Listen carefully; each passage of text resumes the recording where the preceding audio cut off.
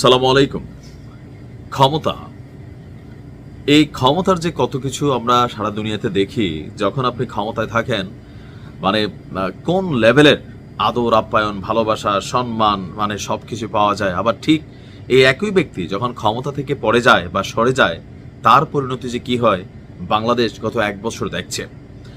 তো ক্ষমতা এবং ক্ষমতার লড়াইয়ের মাঝখানে মাঝে মাঝে বলির শিকার হতে হয় কিছু মানুষকে। আর তেমনটাই ধারণা করছেন শেখ হাসিনার বোনের মেয়ে মানে শেখ রেহানার মেয়ে টিউলিপ সিদ্দিকী, যে তিনি ডক্টর মোহাম্মদ ইউনূস এবং শেখ হাসিনার যে লড়াইটা চলছে সেই লড়াইয়ে তিনি বলির পাঠা হয়েছেন। তার কোলাটেরাল আপনার কি বলা হয় যে ড্যামেজ হয়েছে।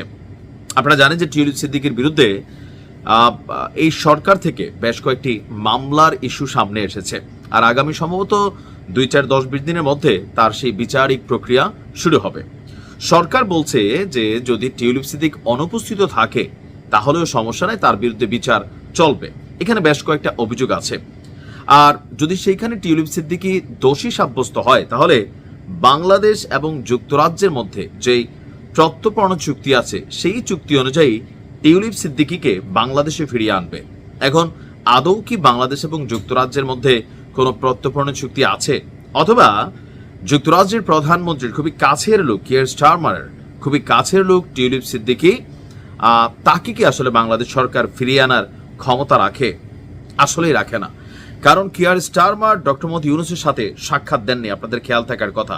আর টিউলিপ সিদ্দিকীর বিরুদ্ধে যে অভিযোগগুলো সেগুলোকে বরাবরই তিনি নাকচ করে আসছেন। এমনকি তিনি তার সেখানে থাকা আইনজীবীদের মাধ্যমে বিষয়টাকে কিভাবে ডিল করা যায় সেটাই দেখছেন। তবে গণমাধ্যমের মুখোমুখি হয়েছিলেন টিউলিপ সিদ্দিকী আন্তর্জাতিক গণমাধ্যম দ্য গার্ডিয়ানের। সেখানে বেশ কিছু অভিযোগ আপনার সামনে নিয়ে আসছে, এমনকি কিছু কিছু তথ্যে লুকোচুরিও আছে। আপনার যুক্তরাজ্যের অপরাধ তদন্ত সংস্থা যারা টিউলিপ সিদ্দিকীর বিরুদ্ধে আমাদের দুদকের করা যে মামলা সেটা নিয়ে অনেক আলোচনা হচ্ছে, তারাও সেখানে তদন্ত করছে। এখন কি আসলে উঠে আসছে কি উঠে আসে নাই, টিউলিপ সিদ্দিকী বলছেন বাংলাদেশের কিছু লোক ভুল করেছে এবং তাদের শাস্তি পাওয়া উচিত, কিন্তু আমি তাদের মধ্যে নই।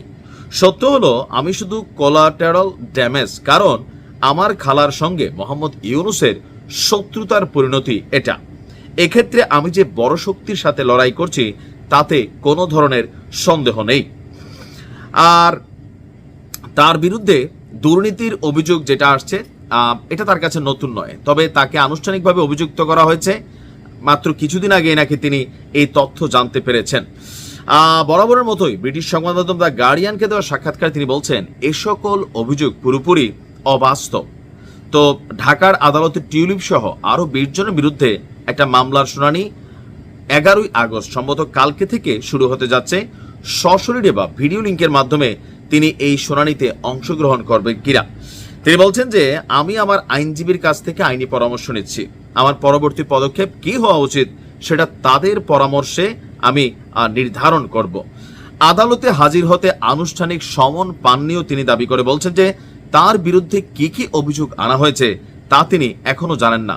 তার বক্তব্য হচ্ছে যে মনে হচ্ছে আমি যেন এক চরম অস্বস্তিকর দুঃস্বপ্নে আটকে গেছি, যেখানে আমাকে বিচারের মুখোমুখি করা হয়েছে অথচ আমি এখনো জানতে পারিনি অভিযোগটা কি বা এই বিচার আসলে কি নিয়ে।